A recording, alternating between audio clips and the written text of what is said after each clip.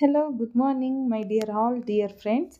So ಇದು Monday morning blog ಆಗಿರುತ್ತೆ. ಬೆಳಗ್ಗೆ ಎದ್ದಿದ ತಕ್ಷಣ ನಾವು ಬಿಸಿನೀರು ಕುಡಿಯೋದು ಎಷ್ಟು ಜನಕ್ಕೆ ಅಭ್ಯಾಸ ಇದೆ ಅಂತ ಕಮೆಂಟ್ ಬಾಕ್ಸಲ್ಲಿ ಕಮೆಂಟ್ ಮಾಡಿ.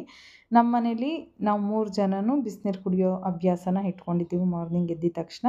ಹಾಗೆ ತೇಜುಗೆ ಬ್ರೇಕ್ಫಾಸ್ಟ್ಗೆ, ಲಂಚ್ಗೆ, ಸ್ನ್ಯಾಕ್ಸ್ಗೆ ಎಲ್ಲ ಪ್ರಿಪೇರ್ ಮಾಡಿ ಲಂಚ್ ಬಾಕ್ಸು ಸೆಂಡ್ ಮಾಡ್ತಾಯಿದ್ದೀನಿ. ಸೊ ಏನನ್ನು ನಾನು ಪ್ರಿಪೇರ್ ಮಾಡಿದೆ, ಏನೆಲ್ಲ ಲಂಚ್ಗೆ ಸ್ನ್ಯಾಕ್ಸ್ಗೆ ಬಾಕ್ಸ್ ಹಾಕಿದ್ದೀನಿ ಅಂತ ವಿಡಿಯೋನ ಸ್ಕಿಪ್ ಮಾಡ್ದಿರಾ ಕೊನೆವರೆಗೂ ನೋಡಿ, ನಿಮಗೆ ಗೊತ್ತಾಗುತ್ತೆ. ಸೊ ಸ್ನ್ಯಾಕ್ಸ್ ಯಾವ ರೀತಿ ಮಕ್ಕಳಿಗೆ ಹೆಲ್ದಿ ಸ್ನ್ಯಾಕ್ಸ್ ಕಳಿಸೋದ್ರಿಂದ ಅವ್ರಿಗೂ ಎಷ್ಟು ಇಷ್ಟ ಆಗುತ್ತೆ ಅನ್ನೋದನ್ನು ನಿಮಗೆ ಗೊತ್ತಾಗ್ತಾ ಇರ್ಬೋದು. ನಾನು ಸ್ನ್ಯಾಕ್ಸ್ಗೆ ಬಂದು ಸೌತೆಕಾಯಿ, ಕ್ಯಾರೆಟು, ಪೆಪ್ಪರು ಮತ್ತು ಸ್ವಲ್ಪ ಸಾಲ್ಟ್ ಹಾಕಿ ಕಳಿಸಿದ್ದೀನಿ. ಸೊ ಅವನಿಗೂ ಸಹ ಬಿಸಿನೀರು ಕೊಟ್ಟಿದ್ದೀನಿ. ಅವನು ಪಾಪ ರೆಡಿ ಆಗ್ತಾ ಇದ್ದ. ಬೇಗ ಸ್ಕೂಲ್ ಇರೋದ್ರಿಂದ 6:50ಗೆಲ್ಲ ಅವ್ನಿಗೆ ವ್ಯಾನ್ ಬರುತ್ತೆ. ಹಾಗಾಗಿ ಸೊ ಲಂಚ್ಗೆ ನಾನು ಚಪಾತಿ ಮತ್ತು ತರಕಾರಿ ಕೂಟ್ ಮಾಡಿದ್ದೆ. ಹಾಗೆ ಅವನ್ನ ಸ್ಕೂಲ್ಗೆ ಕಳಿಸಿ ವಾಕಿಂಗ್ ಹೋಗಿದ್ದೆ. ವಾಕಿಂಗ್ ಹೋಗಬೇಕಾದ್ರೆ ಎಷ್ಟು ಚೆನ್ನಾಗಿದೆ ಅಂತ ನೀವೇ ನೋಡ್ತಾ ಇರ್ಬೋದು. ವೆದರು ಮಾರ್ನಿಂಗ್ ವಾಕಿಂಗ್ ಮಾಡೋದ್ರಿಂದ ನಿಮ್ಮ ದೇಹನೂ ಫಿಟ್ ಆಗಿರುತ್ತೆ, ಹೆಲ್ದಿಯಾಗಿರ್ಬೋದು. ಮಾರ್ನಿಂಗ್ ವಾಕಿಂಗ್ ಹೋಗೋದ್ರಿಂದ ಮೈಂಡು ಫ್ರೆಶ್ ಆಗುತ್ತೆ ಅಂತಲೇ ಹೇಳ್ಬೋದು. ಈ ನೇಚರ್ಗಳ ಮಧ್ಯೆ ನಾವು ಹೋಗೋದ್ರಿಂದ ನಮ್ಮ ಮೈಂಡು ಫುಲ್ಲು ರಿಲೀಫ್ ಅನಿಸುತ್ತೆ. ಸೊ ಇಲ್ಲಿ ಯಾವುದೇ ರೀತಿ ವೆಹಿಕಲ್ ಸೌಂಡ್ ಇಲ್ಲ. ಪಕ್ಕದಲ್ಲೇ ಹೈವೇ ರೋಡ್ ಇದ್ರೂ ಸಹ ಅಷ್ಟೊಂದು ಸೌಂಡ್ ಇರೋದಿಲ್ಲ. ತುಂಬ ನಿಶ್ಶಬ್ದವಾಗಿ ಚೆನ್ನಾಗಿ ವಾಕ್ ಮಾಡ್ಬೋದು. ಸೊ ಹಾಗೆ ನಾನು ಚಪಾತಿ ಮತ್ತು ಕೂಟನ್ನ ಯಾವ ರೀತಿ ಮಾಡಿಕೊಂಡೆ ಅಂತ ನಾನು ನಿಮಗೆ ವಿಡಿಯೋನ ಪೂರ್ತಿಯಾಗಿ ಹಾಕಿದ್ದೀನಿ. ಎಲ್ಲೂ ಸ್ಕಿಪ್ ಮಾಡ್ದಿರಾ ಕೊನೆಯವರೆಗೂ ನೋಡಿ. ಇನ್ನು ನನ್ನ ಚಾನಲ್ನ ಸಬ್ಸ್ಕ್ರೈಬ್ ಮಾಡ್ದಿರಾ ನೋಡ್ತಿದ್ರೆ ಪ್ಲೀಸ್ ಸಬ್ಸ್ಕ್ರೈಬ್ ಮಾಡಿ, ಬೆಲ್ ಐಕನ್ ಮಾಡಿ. ಫಸ್ಟ್ ವಿಡಿಯೋ ನೋಟಿಫಿಕೇಷನ್ ನಿಮಗೆ ಬರುತ್ತೆ. ವಿಡಿಯೋನ ಸ್ಕಿಪ್ ಮಾಡಿ ನೋಡೋಕ್ಕೆ ಹೋಗಬೇಡಿ, ಪೂರ್ತಿಯಾಗಿ ನೋಡಿ. ನಿಮಗೆ ಗೊತ್ತಾಗುತ್ತೆ ನಾನು ಯಾವುದನ್ನು ಆ್ಯಡ್ ಮಾಡಿದ್ದೀನಿ ಅಂತ. ಸೊ ಚಪಾತಿ ಹಿಟ್ಟಿಗೆ ಮಾಮೂಲಿ ಗೋಧಿ ಹಿಟ್ಟು, ಉಪ್ಪು, ಎಣ್ಣೆ ಹಾಕಿ ಪ್ಲೇನಾಗಿ ನಾನು ನಾದಿಸ್ಕೊತಾ ಇದ್ದೀನಿ. ನಾವು ಎಷ್ಟು ನಾದಿಸ್ತೀವೋ, ಎಷ್ಟು ಸಾಫ್ಟಾಗಿ ನಾದಿಸ್ತೀವೋ ಅಷ್ಟೇ ಸಾಫ್ಟಾಗಿ ಚಪಾತಿ ಪ್ರಿಪೇರ್ ಆಗುತ್ತೆ ಅಂತ ನಿಮಗೆ ಗೊತ್ತು ಆಲ್ರೆಡಿ. ಸೊ ಇದಕ್ಕೆ ನಾನು ಯಾವುದೋ ಅಡಿಷ್ನಲಾಗಿ ಆ್ಯಡ್ ಮಾಡಿಲ್ಲ. ಈ ರೀತಿ ಸ್ವಲ್ಪ ಒಂದು 10 to 20 ಮಿನಿಟ್ಸ್ ಬಿಟ್ಬಿಡ್ತೀನಿ ನಾದಿಸಿ. ಆಮೇಲೆ ನಾನು ಚಪಾತಿನ ಪ್ರಿಪೇರ್ ಮಾಡ್ಕೊತೀನಿ. ಈಗ ನಾನು ತರಕಾರಿ ಬೀನ್ಸು, ಗೆಡ್ಡೆಕೋಸು, ಈರುಳ್ಳಿ ಆ್ಯಂಡ್ ಕ್ಯಾರೆಟು, ಆನಿಯನ್ ತೊಗೊಂಡಿದ್ದೀನಿ. ಎಲ್ಲನೂ ಒಂದೇ ಪ್ರಮಾಣದಲ್ಲಿ ಸಣ್ಣದಾಗಿ ಹೆಚ್ಕೊತಾ ಇದ್ದೀನಿ. ಸೊ ತರಕಾರಿ ಇದಕ್ಕೆ ನಾವು ಇನ್ನೂ ಅಡಿಷ್ನಲಾಗಿ ಆ್ಯಡ್ ಮಾಡ್ಬೋದು. ಏನಪ್ಪ ಅಂದರೆ ಬಟಾಣಿ, ಆಲೂಗೆಡ್ಡೆನ ಆ್ಯಡ್ ಮಾಡ್ಬೋದು. ಎಲ್ಲನೂ ಸಣ್ಣದಾಗಿ ಹೆಚ್ಕೊತಾ ಇದ್ದೀನಿ.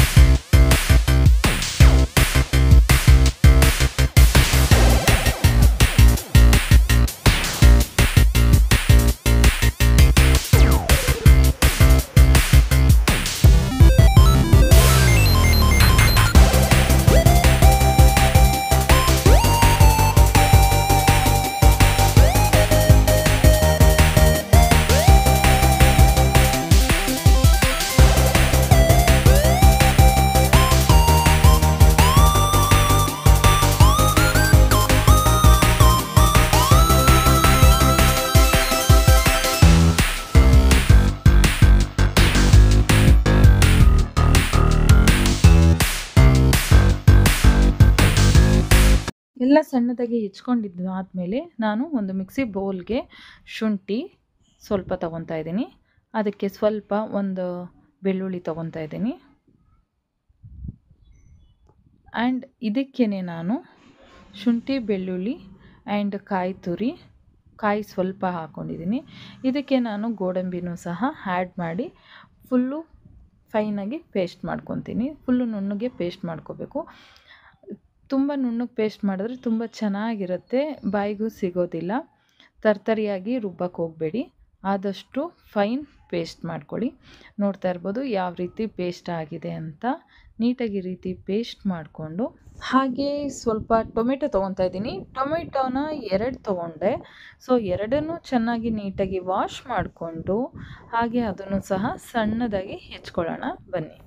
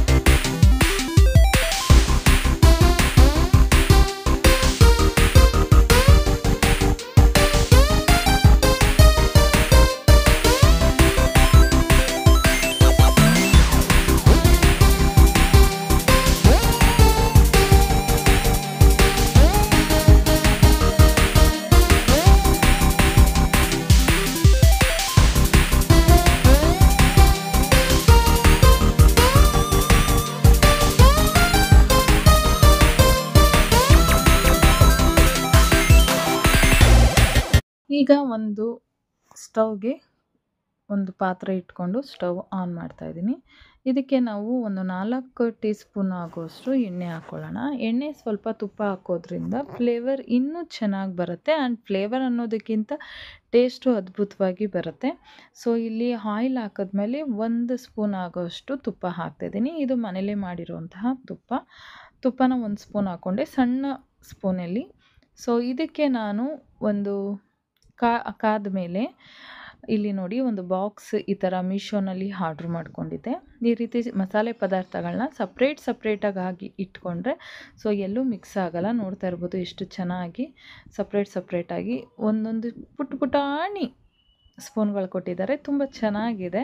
ಸೊ ನಮಗಂತೂ ಇಷ್ಟ ಆಯಿತು. ಇಲ್ಲಿ ಒಂದು 2 ಲವಂಗ, ಚಕ್ಕೆ ಆ್ಯಂಡ್ ಓಂಕಾಳು ಇದನ್ನು ಹಾಕ್ತಾಯಿದ್ದೀನಿ. ಮಸಾಲೆ ಪದಾರ್ಥ ಏನೇನು ಬೇಕೋ ಅದನ್ನು ಆ್ಯಡ್ ಮಾಡಿಕೊಂಡು, ಇದಕ್ಕೇ ನಾನು ಓಂಕಾಳು 1 ಸ್ಪೂನ್ ಆಗೋಷ್ಟು, ಅಂದರೆ ಪುಟಾಣಿ ಸ್ಪೂನಲ್ಲಿ 1 ಸ್ಪೂನ್ ಹಾಕಿದ್ದೀನಿ. ಇದಕ್ಕೆ ನಾನೀಗ ಚೆನ್ನಾಗಿ ಅದು ಬಾಡಿದ ಮೇಲೆ ಆನಿಯನ್ನು ಸಹ ಆ್ಯಡ್ ಮಾಡ್ತೀನಿ. ಇದರಲ್ಲಿ ನನಗೆ ಮೀಶೋದಲ್ಲಿ 2 ಬಾಕ್ಸ್ ಬಂತು, ತುಂಬ ಚೆನ್ನಾಗಿತ್ತು. ಮಸಾಲೆ ಐಟಮ್ಗಳೆಲ್ಲ ಹಾಕೋದಕ್ಕೆ ತುಂಬ ಚೆನ್ನಾಗಿ, ಸ್ಟೋರೇಜ್ ಬಾಕ್ಸು ತುಂಬ ಚೆನ್ನಾಗಿ ಬಂದಿದೆ. ಸೊ ಎಣ್ಣೆ ಚೆನ್ನಾಗಿ ಕಾದಿತ್ತು. ಹಾಗೆ ನಾನು ಇದಕ್ಕೆ ಆನಿಯನ್ ಆ್ಯಡ್ ಮಾಡ್ತಾಯಿದ್ದೀನಿ. ಆನಿಯನ್ನು ಗೋಲ್ಡನ್ ಬ್ರೌನ್ ಕಲರ್ ಬರೋವರೆಗೂ ಚೆನ್ನಾಗಿ ಡೀಪ್ ಫ್ರೈ ಮಾಡ್ಕೋಬೇಕು. ಈ ರೀತಿ ಚೆನ್ನಾಗಿ ಡೀಪ್ ಫ್ರೈ ಮಾಡಿಕೊಂಡ್ರೆ ಹಸಿ ಸ್ಮೆಲ್ಲೆಲ್ಲ ಹೋಗುತ್ತೆ, ತಿನ್ನಬೇಕಾದ್ರೂ ಹಸಿ ಸ್ಮೆಲ್ಲು ಬರೋದಿಲ್ಲ. ಡೀಪ್ ಫ್ರೈ ಆದಮೇಲೆ ಇಲ್ಲಿ ತರಕಾರಿನ ತೊಳೆದು ಇಟ್ಕೊಂಡಿರೋಂತಹ ತರಕಾರಿಯನ್ನು ಆ್ಯಡ್ ಮಾಡ್ತಾಯಿದ್ದೀನಿ. ಇಲ್ಲಿ ಸಪ್ರೇಟಾಗಿ ನಾನು ಕುಕ್ಕರ್ನಲ್ಲಿ ಕೂಗಿಸಿಲ್ಲ. ಹಾಗೆ ಎಣ್ಣೆಯಲ್ಲಿ ಡೀಪ್ ಫ್ರೈ ಮಾಡೋದ್ರಿಂದ ಬೇಗನೆ ಬೇಯುತ್ತೆ ತರಕಾರಿ. ಈ ರೀತಿ ಎಲ್ಲ ತರಕಾರಿ ತೊಳೆದಿರೋಂಥ ತರಕಾರಿನ ಹಾಕಿ ಎಣ್ಣೆಯಲ್ಲೇ ಚೆನ್ನಾಗಿ ಬಾಡಿಸ್ಕೋಬೇಕು. ಚೆನ್ನಾಗಿ ಬಾಡಿಸಿದ್ರೆ ತುಂಬ ಚೆನ್ನಾಗಿ ಫ್ಲೇವರ್ ಇನ್ನೂ ಟೇಸ್ಟು ಚೆನ್ನಾಗಾಗತ್ತೆ.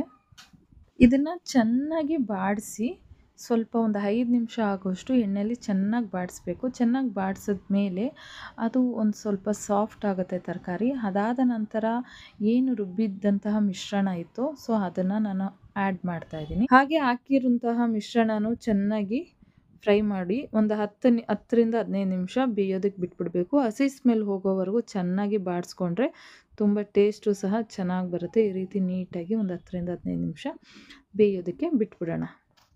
ಈಗಲೇ ರುಚಿಗೆ ಎಷ್ಟು ಬೇಕೋ ಅಷ್ಟು ಉಪ್ಪು ಹಾಕ್ಕೋಬೇಕು. ಉಪ್ಪು ಹಾಕ್ಕೊಂಡು ಮತ್ತೆ ಬಾಡಿಸಿ ಟೊಮೆಟೊ ಎಲ್ಲ ಆ್ಯಡ್ ಮಾಡೋಣ. ಟೊಮೆಟೊ ಎಲ್ಲ ಆ್ಯಡ್ ಮಾಡಿದ್ಮೇಲೆ ಲಿಟ್ಲು ಕ್ಲೋಸ್ ಮಾಡಿ ಒಂದು 10 ನಿಮಿಷ ಬೇಯೋದಕ್ಕೆ ಬಿಟ್ಬಿಡೋಣ.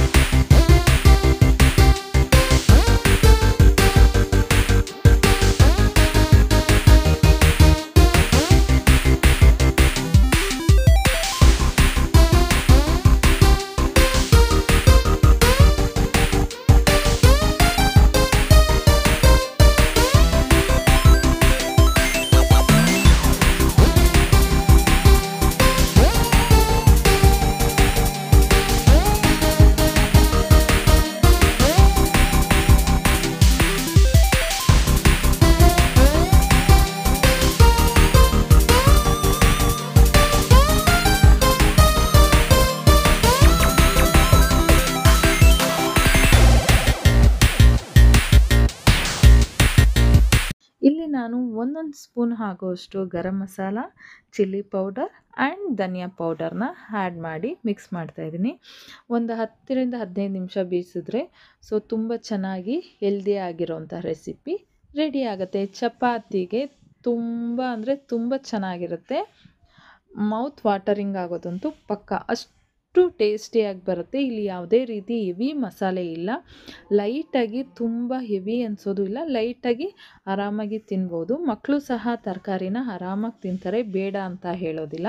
ನಾನು ಚಪಾತಿಗೆ ಈ ರೀತಿ ಮಾಡಿಕೊಂಡೆ. ಯಾರಿಗೆಲ್ಲ ಒಂದೇ ಥರ ತಿಂದು ಬೇಜಾರಾಗಿರಿದ್ರೆ ಈ ರೀತಿ ಆ್ಯಡ್ ಮಾಡಿಕೊಂಡು ತರಕಾರಿ ಯಾವ್ದು ಬರುತ್ತೋ ಅದನ್ನು, ಮನೇಲಿ ಯಾವುದಿರುತ್ತೋ ಅದನ್ನು ಹಾಕ್ಕೊಂಡು ತರಕಾರಿ ಕೂಟ್ ಮಾಡ್ಕೊಂಡು ತಿನ್ನೋದ್ರಿಂದ ತುಂಬ ಚೆನ್ನಾಗಿರುತ್ತೆ, ಹೆಲ್ದಿಯಾಗಿರ್ಬೋದು ಅಂತಲೇ ಹೇಳ್ತೀನಿ. ಹಾಗೆ ಇದರಲ್ಲಿ ನಾನು ನವಿಲುಕೋಸು, ಬಟಾಣಿ, ಬೀನ್ಸು ಆ್ಯಂಡ್ ಕಾಲಿಫ್ಲವರು ಸಹ ಹಾಕ್ಬೋದು. ತುಂಬ ಯಮ್ಮಿಯಾಗಿರುತ್ತೆ ಟೇಸ್ಟು. ಈ ರೀತಿ ಬ್ರೇಕ್ಫಾಸ್ಟ್ನ ಪ್ರಿಪೇರ್ ಮಾಡಿಕೊಂಡೆ. ಆ್ಯಂಡ್ ಪಾಟೆಲ್ಲ ಮನೆಯಲ್ಲಿ ಕ್ಲೀನ್ ಮಾಡಬೇಕಿತ್ತು. ಹಾಗೆ ಪಾಟೆಲ್ಲ ಕ್ಲೀನ್ ಮಾಡೋವಾಗ ಇಷ್ಟು ಸೊಪ್ಪು ಸಿಕ್ತು, ಸ್ವಲ್ಪ ಹೂವು ಸಿಕ್ತು ಪಾಟಲ್ಲಿ. ಎಲ್ಲ ನೀಟಾಗಿ ಕ್ಲೀನ್ ಮಾಡಿಕೊಂಡು ಮನೆಯೆಲ್ಲ ಕ್ಲೀನ್ ಮಾಡ್ಕೊಂಡಿದ್ದ ಆಯಿತು. ಮನೆ ಈ ರೀತಿ ಇತ್ತು. ಈ ರೀತಿ ಇದ್ದಿದ್ದ ಮನೇನ ಆಫ್ಟರ್ ಪೂಜೆ ಎಲ್ಲ ಕ್ಲೀನ್ ಎಲ್ಲ ಆದಮೇಲೆ ಪೂಜೆ ಮುಗೀತು. ಸೊ ಪೂಜೆ ಎಲ್ಲ ಆದಮೇಲೆ ಮುಗಿಯೋ ಅಷ್ಟರಲ್ಲಿ ನಮ್ಮ ಮನೆಯಲ್ಲಿ 10:30 11 o'clock ಆಗಿರುತ್ತೆ. ಸೊ ಈ ರೀತಿ ಪೂಜೆ ಎಲ್ಲ ಆಯಿತು. ಇವತ್ತಿನ ವ್ಲಾಗ್ ಇದಾಗಿತ್ತು. ಮಾರ್ನಿಂಗ್ 5 o'clockಯಿಂದ 11:30ವರೆಗೂ ಈ ರೀತಿ ನನ್ನ ರೊಟೀನ್ ಇರುತ್ತೆ. ಯಾರಿಗೆಲ್ಲ ಇಷ್ಟ ಆಗಿದೆ ಲೈಕ್ ಮಾಡಿ, ಶೇರ್ ಮಾಡಿ, ಕಮೆಂಟ್ ಮಾಡಿ.